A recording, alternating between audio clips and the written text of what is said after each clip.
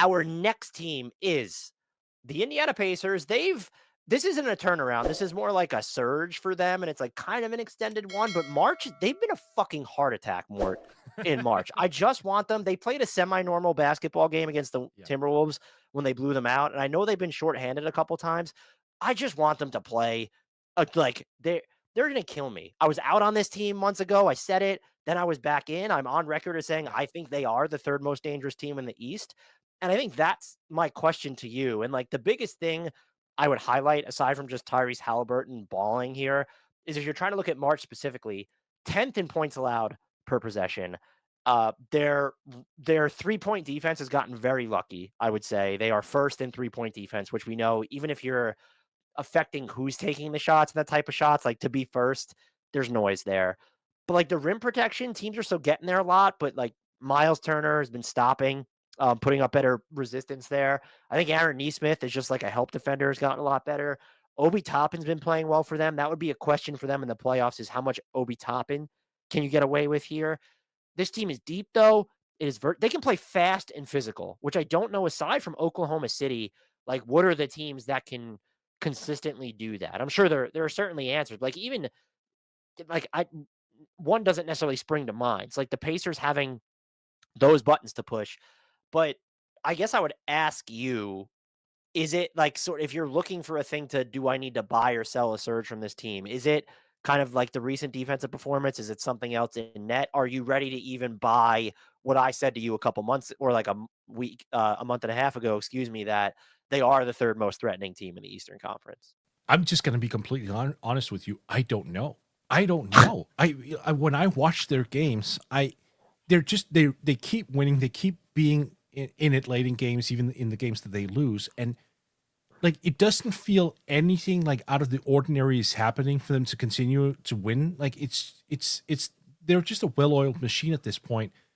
I think it's a combination of comfortability and it's the guys are getting healthy. Like when the last time we talked about them, I was like worried about Tyrese Halliburton. I was like, you know what? I don't think the Pacers are going to be a lot better unless he turns into like the version we saw of him last year in the first half of the season, where he was averaging like 26 and 12. I thought he needed to become, that guy, and he's still dominating without putting up the raw numbers, and he's doing that just by having full control of the game. Siakam has been Oh, is 12 plus assists not enough raw right. numbers for you? Those are fantastic. It's more the scoring punch, right? Where I'm been sitting there just thinking, oh, they're going to need him because you can't keep running things through Siakam. Like, can we keep trusting Benedict Mathurin to keep putting up those points totals? But like, as you said, the depth is there because then one night Obi Toppin goes off, then Andrew Nemhard has a good game, then Miles Turner's hitting his three. It's just I feel comfortable with them as a team because they just have so many places they can go to for a wide variety of production. Like Siakam, you can also ask Siakam to scale up the defense for a bit. Like obviously, you can tell Miles, look, today we're gonna have a pretty tough assignment in front of us. We need you to just drop back and block everything under the sun if they come close. Like it's Rick Carlisle just has all these buttons and dials that he can turn, and he does, and players seem to listen. I don't think there's just one thing that stands out. It's it's like the sum of all parts. It just kind of seems to work. Yeah, there's optionality on this team, and I Yeah. think it's functional to the point where, you mentioned this before, rotation shrink in the playoffs, and I think Indiana will be no different. I think the Toppin thing might be like how many minutes of Obi Toppin can you get away with in the playoffs? Very matchup dependent there, but like I don't think like aside from him, so you go through the list of other guys that are getting regular minutes. Is Benedict Mathurin perfectly what you need from a wing spot? No, he can absolutely play in the playoffs. Neesmith, McConnell, Halliburton, and Siakam, of course, Turner. Like these are all just guys, and Bench. Nemhard, Shepard too. Like getting spot, like that's someone to come and give you different defensive looks for sure. Will he hit enough of his threes? Yeah, That's by the that's way, anecdotally, I just want all of Indy's quote unquote like good shooters to be hitting threes at the same time. It feels like that's just never yeah. happened this season. Like it's like two or three players are on heaters, and then like these other Right. three or four guys are not. But this team is just, and I mean, like they have. My favorite lineup of theirs is Neesmith, Nemhard, Halliburton, Turner, and Siakam. I think you can sub in Mathurin if you want sort of different looks there. Like Right.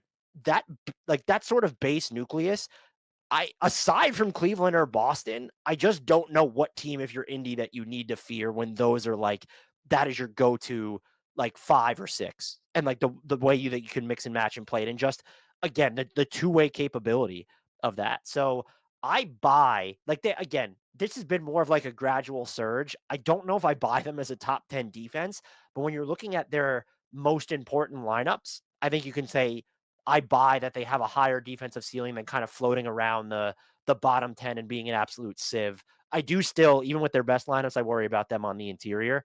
Like even if you're, if you're deterring shots at the rim, it feels like it comes at the expense of just like these high quality floater looks for other teams. But I'm it's funny. I was out on the Pacers. I don't remember what month it was. It might have been November, December, whatever. And now I'm Pacers pilled. How do you like that?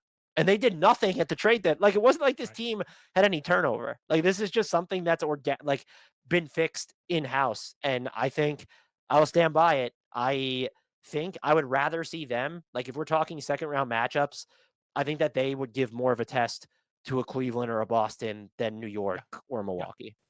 Consistency, right? That is the word for them. Like it's the same level of effort every single game. Those are the teams that you need to worry about. The teams that surge in a way where they completely break their own pattern. They're going to come back down to earth. It never seems like the Pacers went up. Like they kept winning, sure, but like we're not seeing that attached to like you know wild individual performances or percentages that are suddenly skyrocketing out of nowhere. This is just like fixing small issues here and there, humming along, knowing who they are, knowing their own limitations. I would not want to play the Pacers in the playoffs. No, I would agree. And I think look, even if you don't trust their defense, if they can continue to keep opponents out of transition, which if your offense is clicking, that's the way to get your defense set. It's just sometimes you'll have a chance to get set and that'll make you better inherently. You certainly should feel better about their playoff stock. So I'm gonna say I'm like I went 11 out of 10 for the Pistons, but this is all relative. I would say like I'm probably a 9 on on the Yeah, Pacers that scale feels right. out of 10. That feels right. Our next team, the Clippers, Mort.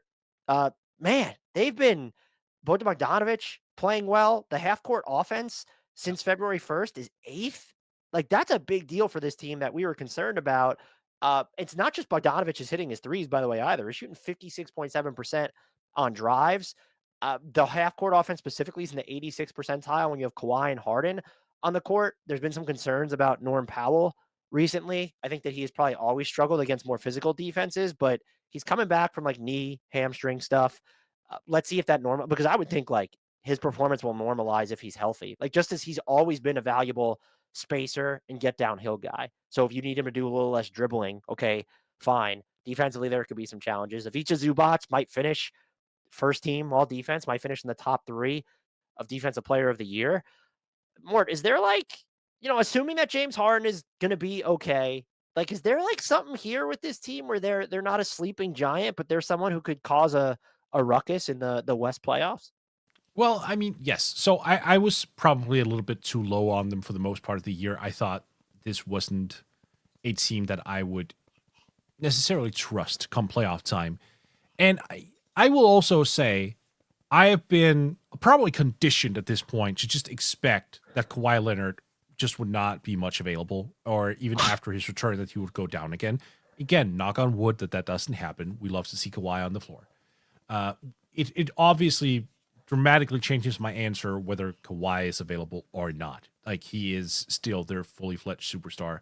What I think has been a major key for them all year long, not just in the recent stretch, is that the play of two guys in particular never kind of dropped down after their hot start. So Amir Coffey still hitting that three ball at a high rate, playing two-way basketball.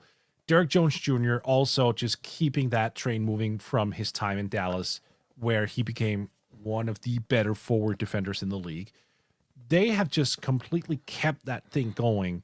Both of them, part-time starters. Well, all right, Derek Jones Jr. started for the most part of the season, but it's been in and out there. You need those type of guys to come in and give you the same production every single night.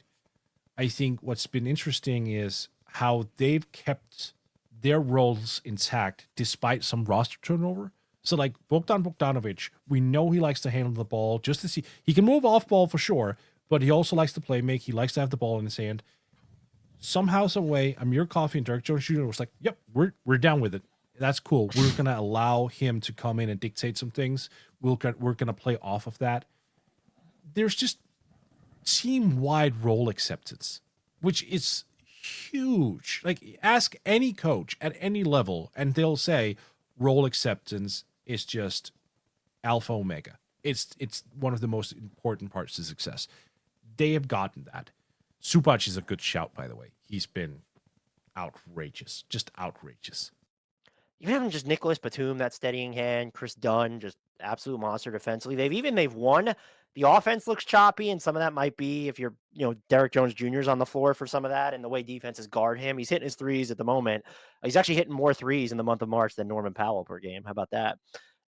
But like the Ben Simmons and no big look, they've won those minutes. That's actually, when you look at some of the personnel they've had, again, the offense can get a little rough, but I've been impressed with a lot of those minutes. And I think it just gives them different buttons to push in the playoffs. I don't expect that to be, by the way, a crutch, what I'm saying, but like it does give you the word I keep coming back to, or that I've overused in the history of this podcast, optionality. I do worry, like, if James Harden is dealing with an ankle issue or anything moving forward. Like, again, hopefully he's fine. And he's been spectacular in March specifically. But I think, is it egregious to say Kawhi Leonard very much defines the ceiling of this team? Yeah. But like James Harden kind of defines their floor? Because I think like they've actually been pretty bad this year when Kawhi plays without Harden. And so I think because of the playmaking usage specifically that Harden can shoulder, that nobody else on this team, including Kawhi, can come close to shouldering.